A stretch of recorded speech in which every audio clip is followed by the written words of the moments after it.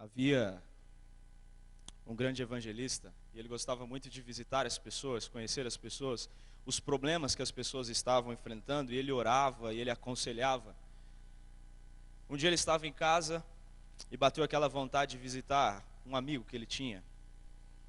Ele foi até aquele amigo, chegou ali, começou a conversar com o amigo e o papo foi aprofundando.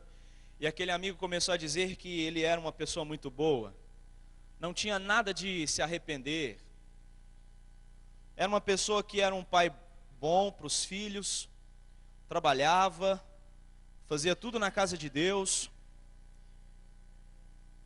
E aquele evangelista estava realmente acreditando que aquele homem não tinha nada de se preocupar, de se arrepender. Até que veio uma vontade naquele evangelista, voz, e disse o seguinte: pergunta para ele do biscoito. Aí ele olhou e falou assim: essa aqui deve ser a voz do meu estômago, pedindo comida. Biscoito, o que tem a ver com a conversa que a gente está tendo? Continuou conversando. Mais uma vez a voz veio e disse: pergunta para ele do biscoito. Falou assim: deve ser minha barriga, vou esperar. Mais uma voz, agora veio com mais ênfase, com mais força: pergunta para ele do biscoito. E aí ele disse: tá bom, agora vou ter que perguntar. Ele olhou para o seu amigo e disse: e o biscoito? Aquele senhor agora travou, perdeu a voz, começou a tremer, e olhou para o evangelista e disse: que biscoito? É, o biscoito. Que biscoito? E mais uma vez o evangelista disse: o biscoito. Ele abaixou a cabeça e diz: já tem muito tempo. Quando eu era criança, a nossa família não tinha tanto dinheiro, e quando chegava o inverno, minha mãe sempre guardava os alimentos com muito carinho, e ela até trancava, porque os alimentos tinham que passar o mês todo. E eu ia escondido, abria e comia o biscoito. E depois que minha mãe vinha perguntar para quem tinha comido, eu acusava os meus irmãos. Acusava um por um, dizendo que eles tinham comido o biscoito. E algum tempo depois, a minha mãe morreu, e eu não tive a oportunidade de dizer que eu que tinha comido os biscoitos. Nunca é tarde para se arrepender. Nunca é tarde para se arrepender. Abra sua Bíblia em Jonas.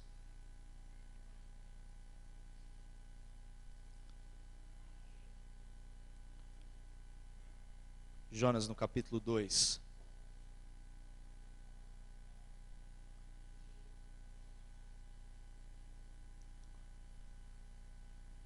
Feche seus olhos e vamos falar com Deus.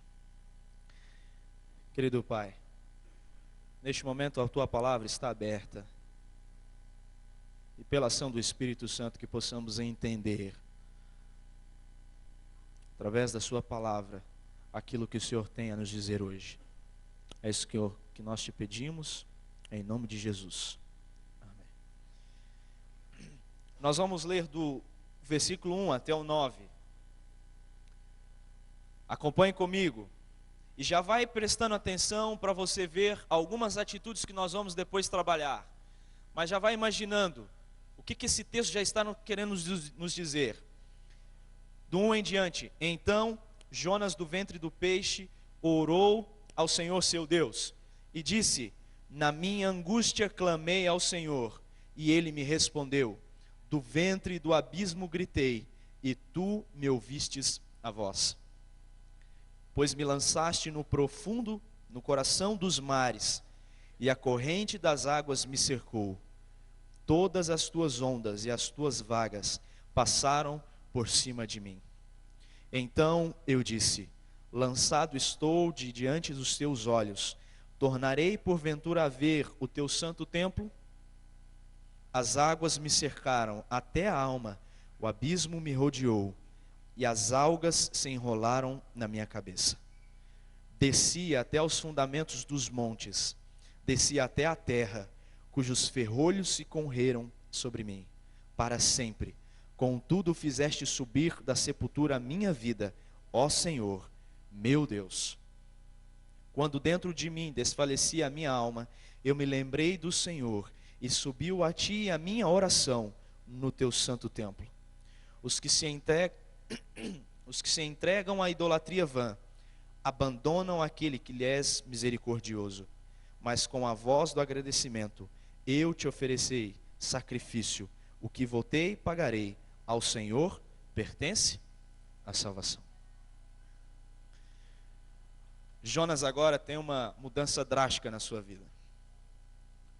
Jonas estava no bem bom, dentro do mar, dormindo. Só que agora as coisas mudam de cabeça para baixo.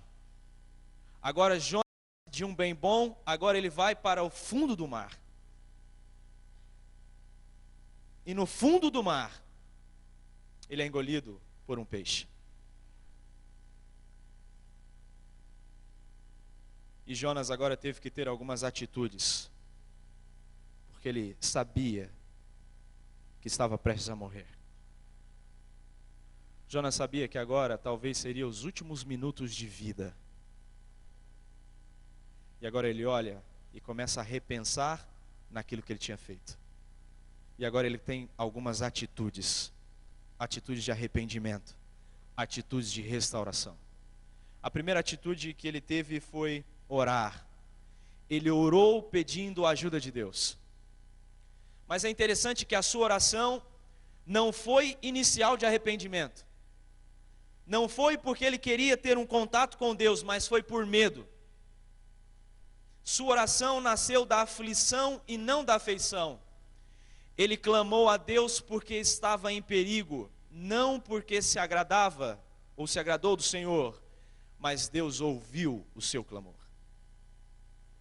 Apesar de Jonas ter pedido um socorro, não porque ele entendia qual era a vontade, qual era o plano de Deus para a sua vida, mas porque ele estava morrendo, e ele não queria morrer. Não fomos criados para morrer. E no momento quando nós estamos prestes a morrer, algumas vezes nós clamamos a Deus, não entendendo de que Ele é o nosso auxílio, mas por medo daquilo que vai acontecer na nossa vida. Mas mesmo assim, Jonas orando por medo, Deus ouviu o seu clamor. Deus ouviu. Deus não olhou as atitudes de Jonas. Deus estava presente.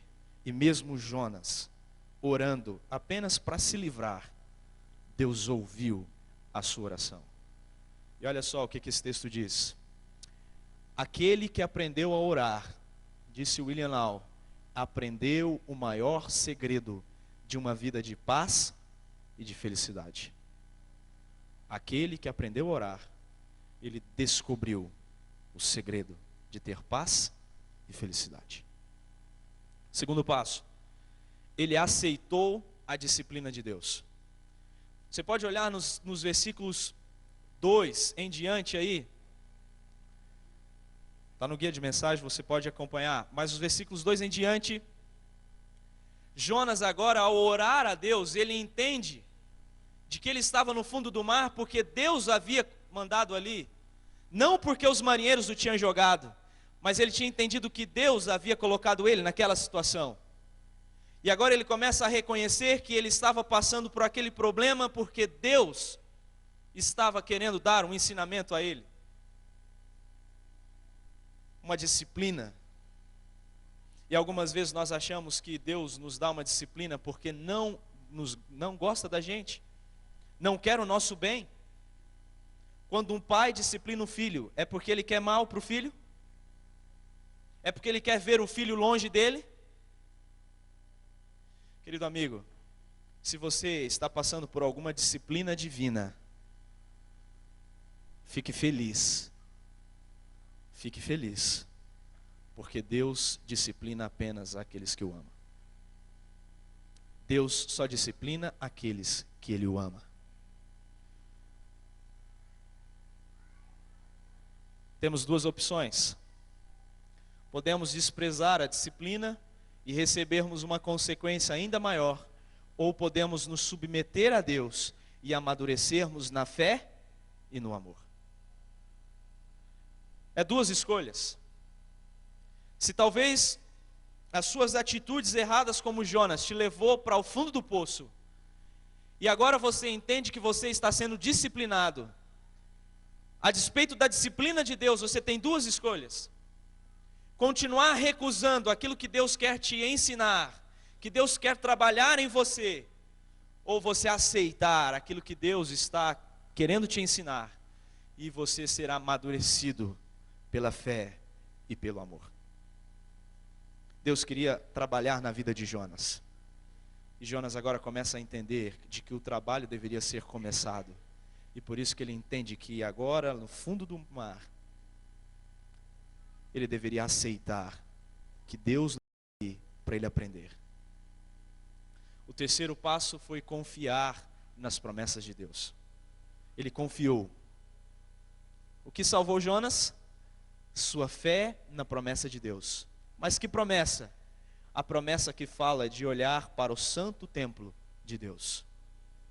Há muitos anos atrás, antes da história de Jonas, um dia Salomão, quando ele chegou no templo, ele fez uma grande promessa, dizendo o seguinte: Senhor, todas as pessoas que estiverem neste lugar, ou mesmo estando longe deste lugar, olharem para este lugar e clamarem pedindo por salvação, pedindo por auxílio, por favor, Senhor, ouça cada uma dessas orações. Por isso, quando Jonas estava ali, ao ele orar, ao ele entender a disciplina, ele começa agora a requerer a promessa de Deus de que a sua oração seria ouvida. Ele lembrou-se da promessa que há muitos anos Salomão tinha deixado escrito, dizendo que todas as vezes que você clamasse, olhando para o templo, ou olhando para o Deus daquele templo, Deus iria ouvir a sua voz. Existe uma religião até que entendem de que isso é literal. São os muçulmanos. E por isso que todo momento de oração, eles retornam o seu corpo, o seu rosto para o templo. Eles fazem isso de maneira literal. Mas não é que na sua casa, ou é onde você estiver, quando você pedir por socorro, não é que você precisa olhar no GPS aonde a Igreja do Progresso está, e agora em direção à Igreja do Progresso você orar. Mas é orar em direção a Deus.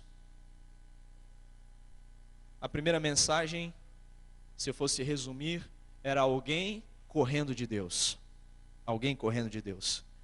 E nessa segunda, se eu fosse resumir, era alguém correndo para Deus. Jonas tinha corrido de Deus, mas agora ele estava correndo para Deus. Mas era necessário ele confiar de que Deus iria ouvir o seu clamor, de que Deus atenderia o seu pedido, que Deus ouviria as suas súplicas, mesmo ele ainda estando pagando pelo preço das suas atitudes ruins. E aí vem o quarto: cedeu à vontade de Deus. É interessante quando ele começa a terminar, e ele começa terminando a sua oração, ele começa a reconhecer que a vontade de Deus é o melhor. Jonas admitiu que havia ídolos em sua vida, e que esses ídolos roubaram dele a bênção de Deus. Que ídolos são esses? Talvez você ache que apenas ídolos são alguns de madeira que as pessoas usam para adorar. Não. Sabe o que é ídolo?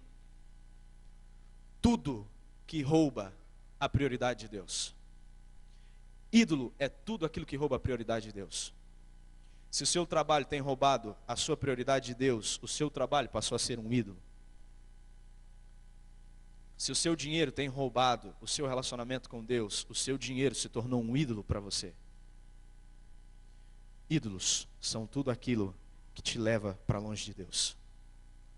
E os ídolos de Jonas foi o orgulho, o egoísmo e a dúvida de que Deus poderia abençoar o povo de Nínive. Mas agora ele então admite, ele reconhece e ele cede à vontade de Deus, agora ele percebe que a vontade de Deus para ele é que ele fizesse o trabalho que Deus havia pedido, e por isso agora ele começa a reconhecer, e ele entende que a salvação vem do Senhor, e de que Deus é a fortaleza no tempo da angústia. Eu não sei como é que está a sua vida, eu não sei como é que está as atitudes que você tem tido, mas talvez quando você olha para você, para suas atitudes, talvez existe algo que você precise se arrepender. Coisas mínimas, como um biscoito, ou coisas maiores. O que você precisa de se arrepender? O que você precisa de pedir restauração na sua vida? O que você realmente tem precisado? Você tem confiado que realmente Deus pode ouvir o seu clamor? Jonas, mesmo estando prestes a morrer, mesmo clamando só por medo de morrer, ele orou. Ele reconheceu a disciplina. Ele confiou que Deus prometeu que nunca iria desampará-lo, e ele cedeu à sua vontade. Há muitos anos, havia um grande criminoso que recebeu a pena de morte, e os dias estavam acabando de vida para ele então ser levado à pena de morte. Só que sem ele saber, o padre, o pastor daquela comunidade, daquela região, intercedeu perante o governador para que estendesse o perdão para aquele criminoso. O governador então ficou bastante comovido, e então o governador escreve um pedido de perdão para aquele criminoso. E no grande dia, naquele grande dia que ele seria morto, o governador, ao invés de levar o pedido para que o pastor fosse lá, o governador quis que ele pessoalmente entregasse esta carta de perdão. Mas para que ele não descobrisse que era o governador, ele se vestiu parecido como um padre, como um pastor, e ele foi, chegou até o criminoso e disse: você está arrependido daquilo que você fez?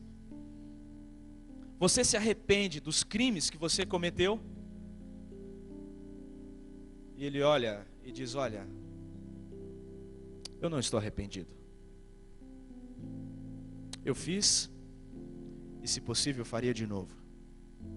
Eu não estou arrependido. O governador saiu, e agora aquele criminoso caminhando para a linha da morte, para o caminho da sua morte, ele escuta um policial que chega até perto dele e disse: você sabia quem foi conversar com você logo mais, antes? Ele disse: não. Pois é, era o governador, e ele estava estendendo para você o perdão. Ao ele chegar no lugar exato para morrer, as pessoas então perguntaram: quais são as suas últimas palavras antes da sentença realmente acontecer? E ele olhou para aquele público, começando a chorar, e disse: hoje eu morro, não pelos crimes que cometi, mas pelo perdão recusado. Naquele dia aquele homem estava morrendo não pelos crimes, mas pelo perdão recusado. Você tem recusado o perdão de Deus? Quando Deus diz que está ao seu lado, que está disposto a mudar a sua vida, restaurar a sua vida? Ou você tem recusado o perdão estendido de Deus? Eu gostaria de orar para pessoas como Jonas, que entenderam de que entenderam de que vale a pena correr não contra Deus, mas para Deus. Se você quer correr para Deus, esse é o momento de nós orarmos e você entender de que erros nós cometemos, mas que erros não possam atrapalhar você de ser usado, e que você realmente escute os conselhos de Jonas. Reconhecer que o perdão está estendido na sua vida. Se você quer receber essa oração, fique em pé e nós vamos orar.